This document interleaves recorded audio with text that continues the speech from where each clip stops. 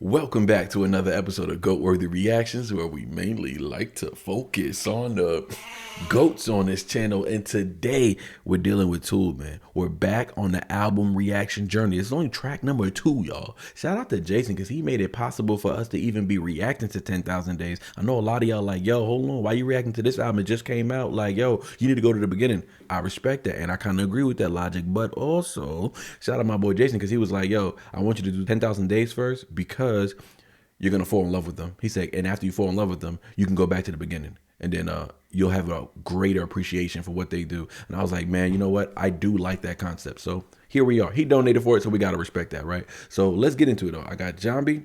I got the lyrics in case I need them for point of reference, which I will because Maynard breaks my brain every time. And yes, I'm saying Maynard. I should call him MJK because I just don't know how to pronounce his name. So my bad. Thank you y'all for not being so mean about it. Y'all actually pretty cool about it. So I appreciate that as well. But let's not waste no more time. Let's get it.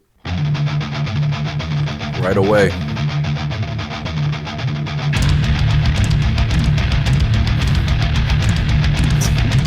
Can't get enough of this.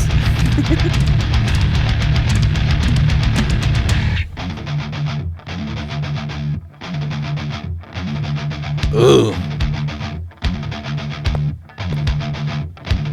Here from the King's Mountain view, here from a wild dream come true. Oh my gosh.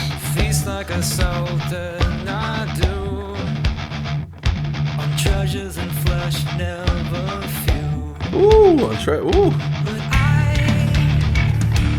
I would wish it all away. Wow, so tender. If I thought I'd lose you just one day.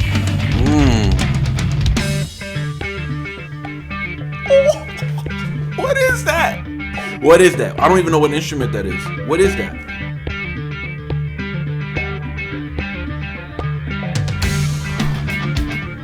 In love with the dark side I found, Oh my god. dabbling all the way down, up to my neck, soon to drown. Let me just pause it for a second because I should have paused it before he got into that verse. He said, feast like a sultan I do on treasures and flesh never few. One of my favorite things about MJK's wording is really just the placement and just the coupling of words. I just like, he speaks like a freaking, I don't know, like he's like a philosopher. He's definitely a high level intellectual. I wonder how he sounds when you just talk to him. I wonder if he talks like this because this is so like Shakespeare, not Shakespeare, but you know what I mean? Like he's so like groundbreaking with the way he writes. Like it feels like love versus sacrifice versus power, but not soft love. Like it doesn't feel like, even though his voice was kind of tender at first, it's not like it's soft love. It's intense. It built up to that, right? But almost like desperate love is what it sounds like more, right? Like someone saying, I have everything. I have everything, but like he says, I'd give it all up for that one thing, and that one thing isn't material, right? It can't be bought.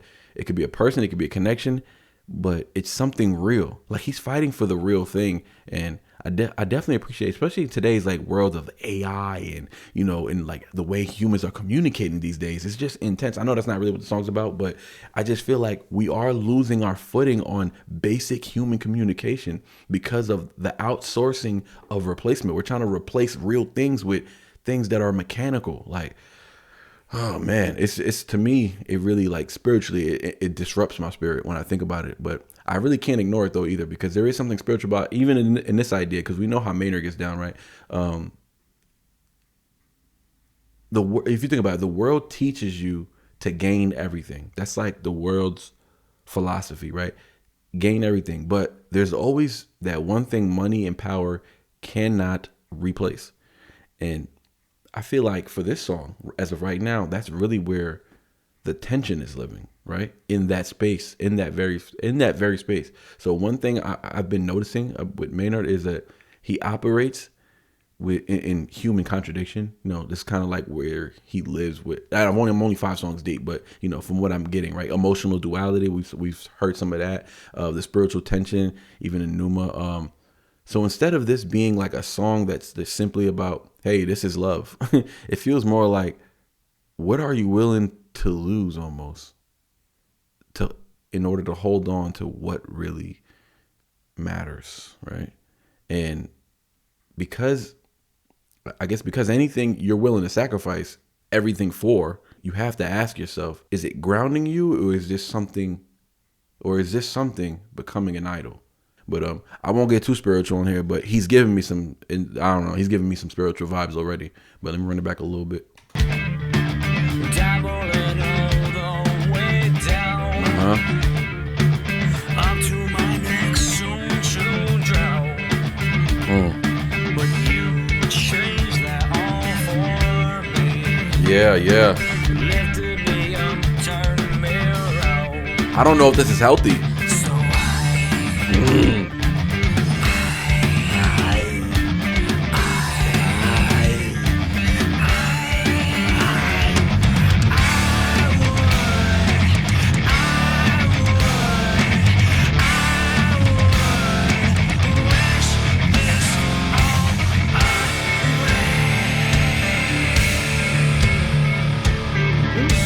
And who's doing that? free like a fodder dust to dawn. Uh-oh. Big like a hooker all night long. Sheltered the devil with my song. And got what I wanted all along. Oh. Yeah. Right before we get back into that, but I wish it all away. Okay, you heard what he said. So the devil, he tempted the devil with his song, as in, this is almost like a way of saying, like, a lot of artists use this type of expression to say, you know, I sold my soul. Like DMX once said, I sold my soul to the devil, but the price was cheap. And yo, it's cold on this level because it's twice as deep. So that was his way of saying he sold the soul to the devil. Maybe not literally, but in a musical industry way, he probably did. Eminem once said, I sold my soul to the devil. I never get it back. I just want to leave this game with a level head intact. So like a lot of artists use this theme, and I feel like he kind of touched on it in a very unique way. It's like, yeah, I tempted the devil with my song, and then I end up getting what I wanted all along. Now, the reason why he separates that from the next line he says, it's because he's about to get into the hook again. But right? So he's letting you know, but. So what's the but? That means that everything he got all along were just material things, money, you know, jewelry, cars, whatever. He's probably not into that, but you know, all the things of, you know, just living freely and having everything that money can buy. But there's just one thing that money can't buy. And he almost feels like, it almost sounds like he traded his soul for that opportunity and lost that opportunity. And now he would give everything that the devil gave him when he tempted him with the music to become these stars that they are. He would give that all back to have that one real thing back, or that one real person back. So it could be a metaphor. If we know Maynard, it can mean many things. He's a triple entendre song maker. So shout out to that. But let's get back into that because he's about to get into that hook right now. Tempt the devil with my song. I want it. That's deep. That's deep.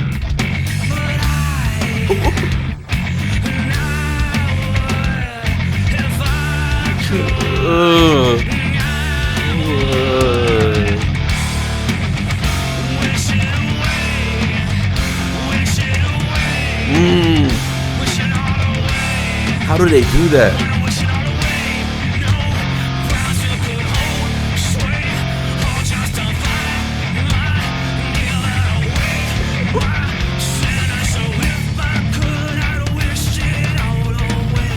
Wow.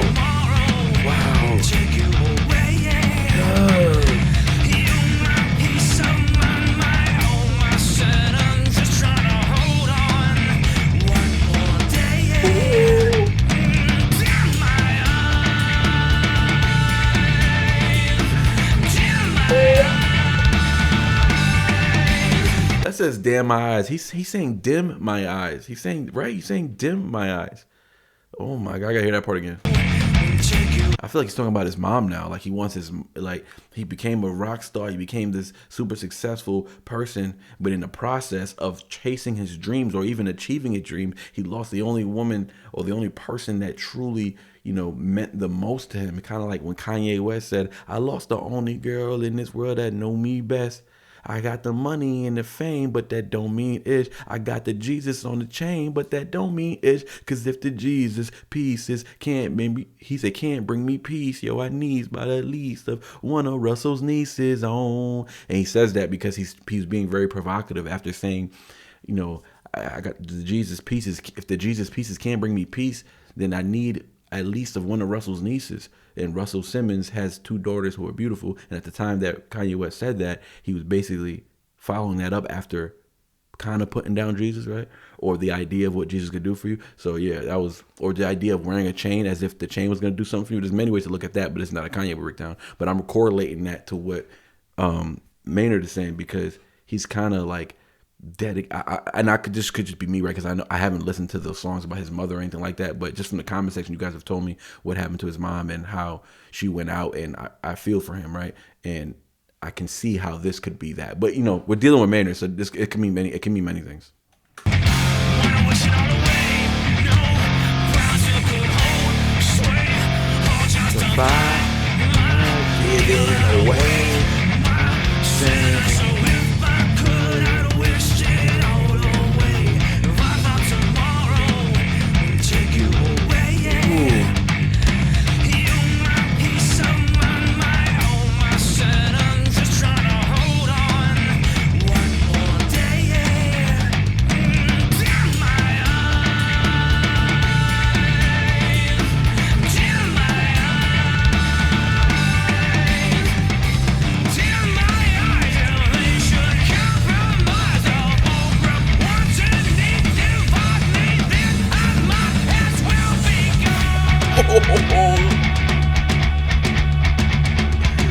Oh, that was fire. Oh, that was fire. I might have to hear that part again, but that was hella clean. I did like that. Oh man, damn. Oh, man.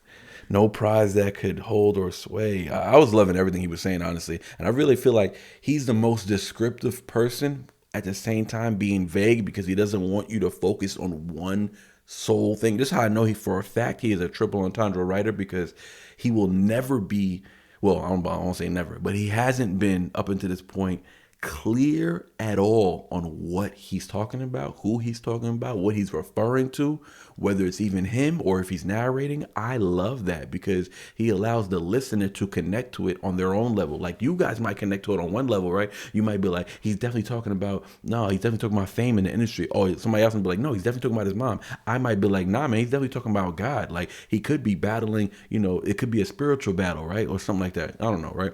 Because he makes a lot of not just biblical references, but he uses a lot of just I don't want to say mythology, but he uses a lot of scriptural verbiage, is what I want to say, right? And man, I don't know. It's just so it's really so dope. But it doesn't feel like this. This doesn't feel. This doesn't. I feel like the song itself. He's not even. How do I say this? He's not presenting the song or the lyrics as a traditional love song, right? But love is here. Love does exist in this record for sure. It really does. And he is talking about these. He is talking about that unconditional love that you would trade the world for. So we can't deny that. But I love the way that he's not delivering it in a way for you to feel, you know, bad or anything like that. So this feels like, to me, it feels like someone who has like reached the top, right? Somebody like Maynard who's reached the top and realized it means nothing. It means nothing without something genuine to anchor it. You know, whether that's a person, your mom, your family, whatever, right? But it's because the song, up until this point, it's not about lacking. It's not about what you're lacking. It's about more so having everything, and at the same time still being willing to lose it.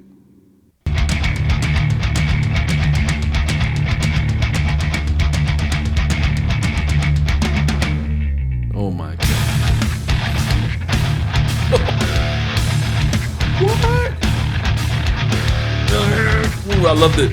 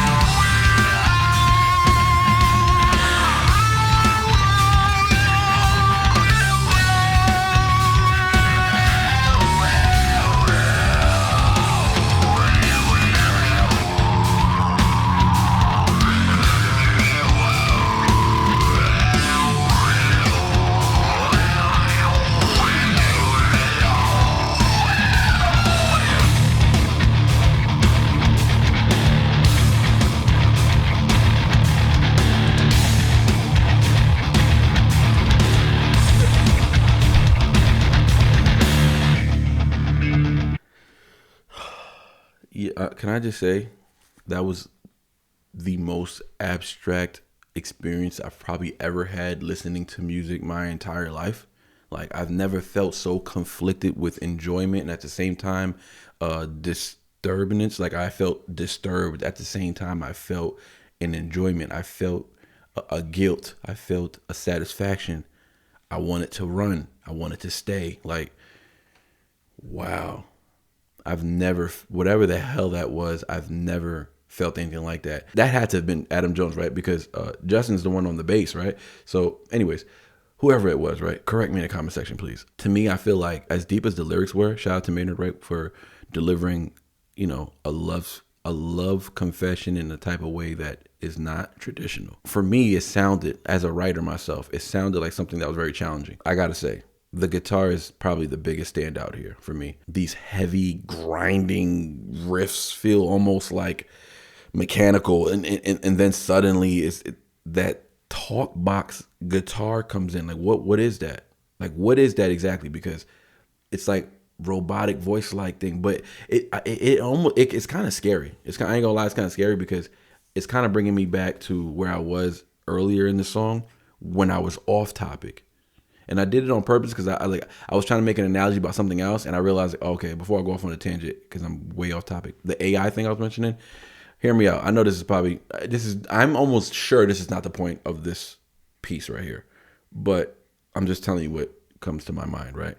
And I might have just planted that seed by saying that stupid thing earlier. So now, but I feel like now it's relevant. This is a key moment to me, I feel like, because it sounds like that machine or whatever it is, it sounds like it's speaking almost.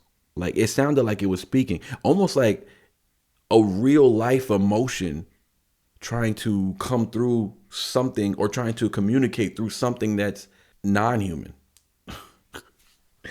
I don't know, like artificial intelligence is what I'm talking about. It almost feels like there's love. The way I'm taking this, it's like there's a war with AI and humans, like the way we communicate, and AI is trying to destroy. Well, the people controlling the AI are trying to destroy the way we feel, the way we sense, the way we connect. They want to destroy that so that we're weakened, so that we have less of a foundation to stand on. So it's easier to control us. Next thing you know, we're all walking around with the mark of the beast. You know what I mean? Because whether or not everyone believes in God or not, the people controlling this world do believe in the devil and they do worship him. So we do got to arm ourselves with something or surround ourselves with people who have a connection to something bigger than us or believe further than we could believe. And that's how we come together as humans, even with different beliefs. Because at the end of the day, we will have a common enemy. That's what gives me the creeps just in life, period. But it almost feels like that little piece was almost like something real, right? Like something real is attempting to communicate through something incapable of feeling. I don't know how to explain that piece, but just know that to me, as much as I couldn't figure out what it was saying, it spoke the most to me. I don't know. That's just me. But shout out to Adam Jones. That was. Well, let me not say that because I don't even know if that's Adam Jones. But shout out to him. Oh man. All right, let's get it.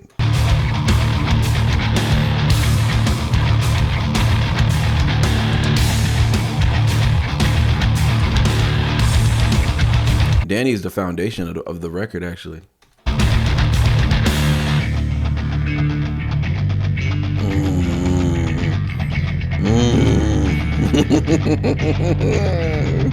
So much layering.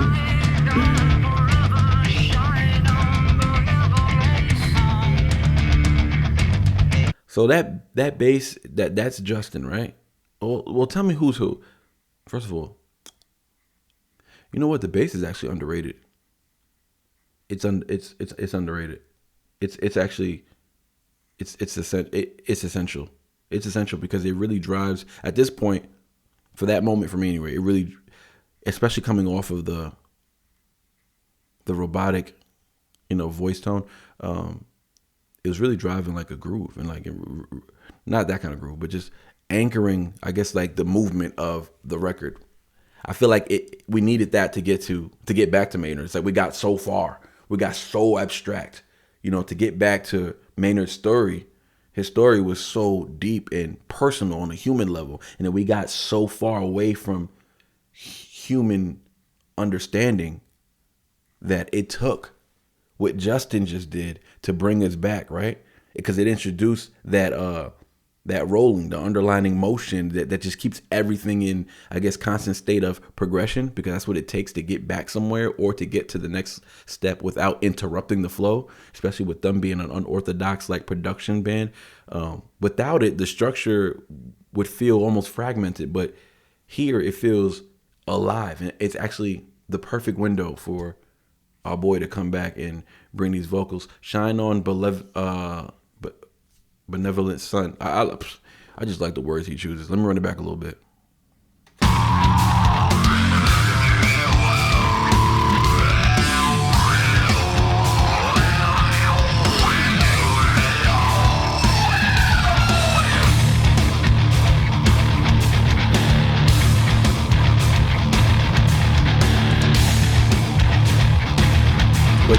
But then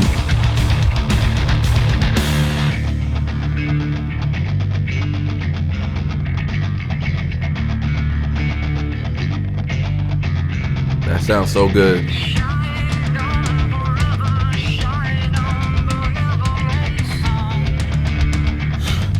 What?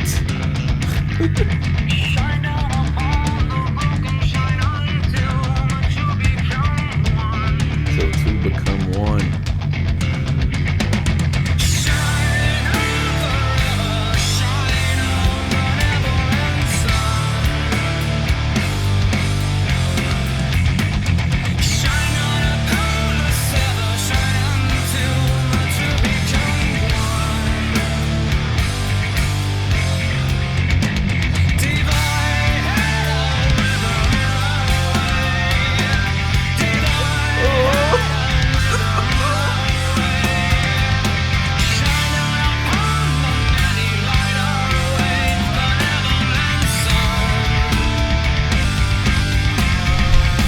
I'm sweating.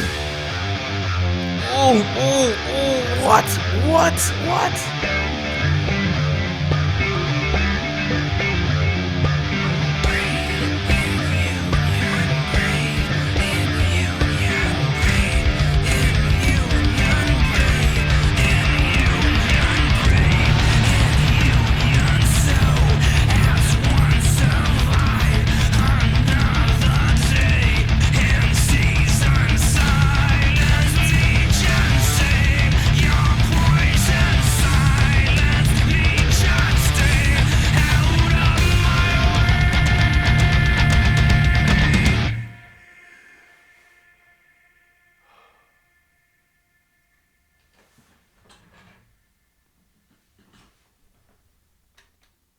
Wow, the fact that they let that rock that long and you could still hear his voice. Oh, that was pretty cool. That was pretty cool. I like that. I tried to produce that type of sound before on my own record. It didn't work out that way, but that was excellent production. Excellent.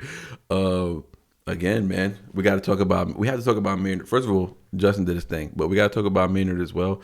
The vocal delivery, man, just when he starts off with, I like when he starts off with that restraint. I do like that because then he does his gradual build, and it's, you know, it turns into emotional urgency, and it's just like you have to be tapped in. There's no attempt to overpower the instrumentation. That's not what he's trying to do. Like, that's never his real angle. He's intentional, right? He allows the music to carry the weight. That's what I really respect about him too, because he just allows all the band members to do their thing and have their moment. He doesn't oversing it. Like, I respect that. That's a level of discipline, because if you could think about every other frontman that we adore and love, they are somewhat the star of the show. You know, sometimes rightfully so, right? But sometimes they're like the ringleader, and then it's almost like, you know, Eminem and D12. Like, we know Eminem, but who's in the band? And that happens a lot, even with the big mega bands. Like, yeah, the core fan base know every member. Like, I know every member of D12, but when I speak to the average hip hop artist, they don't know. I know Tupac and the Outlaws. I know everybody in the Outlaws, right? Gaddafi, Edie Amin. Like, I can name all of them, but you talk to the average person, they don't know one member from the Outlaws. But Tupac is like one of the biggest rappers ever. So that's what I'm saying. Like, sometimes, and some people don't even know these artists are in bands, or not bands, but, you know, rap groups. They just think they're solo artists. They don't realize, like, nah, there's actually 5 albums with the group that they put out. Like, so it's just like, for somebody like me on the outside looking in, for my first time listening to Tool, my first time being on a journey with them, I don't get that from them. I don't get that Maynard's in the front and standing out. I don't get that from them. And this is actually the first band I think I've gotten that from. Because even with every other band that does give me that feeling, I could always point to the front man being quite bit of a front man. And he's like the only front man to me that doesn't stand in the front. And that's what I really appreciate about him. Yeah. So the song itself, though, I mean, it just felt like a negotiation between power and purpose. And knowing Maynard, this is like right in his field of like what he likes to talk about. Like, what are you willing to surrender, right? Because what you're willing to surrender is going to reveal what you actually value. And like he said, he made that deal with the devil, or he sung the song that tempted the devil, and it turned into him getting everything he ever wanted. But then he was willing to give it all up, because it's one thing to gain the world, and it's another thing to know what's worth losing the world for. I appreciate this a lot. So the writing to me was A1. It wasn't the standout to me for the first time, really. I would have to go with that guitar solo and that just robotic, weird, uncomfortable instrumentation that happened, because it made me question myself in that moment. I questioned myself. I said, why do I like this? Like, why am I appreciating this right now? That's how I know I've come far in just like my appreciation for music. You know what I'm saying? Not for rock, just music, period, because this is all music. And yeah, I'm having fun with this, man. So that was Jambi. I love doing the lyric videos, actually. It allows me to really focus on the lyrics. I didn't even have to look at the regular lyrics this time. I was just going by the lyric video. I liked that lyric video. They had big letters and stuff. Up next, I think, is Wings for Marie Part 1. I think. I'm not 100% sure, but I think it's Wings for Marie Part 1. We're going to get right into it. Shoot, it's only 9 p.m. I still got a couple hours. I'm going to put in that pain. Shout out to the Patreon members. Shout out to my boy Jason once again. And if you're watching this for the first time, get in that description box, hit that Patreon link, and join the family, man. We got a whole chat group going on. Join the Tool chat. There's a bunch of chat groups in there. Elvis, Beatles. There's everybody there, but come join the Tool chat. If you're watching this video, come join the Tool chat. We out.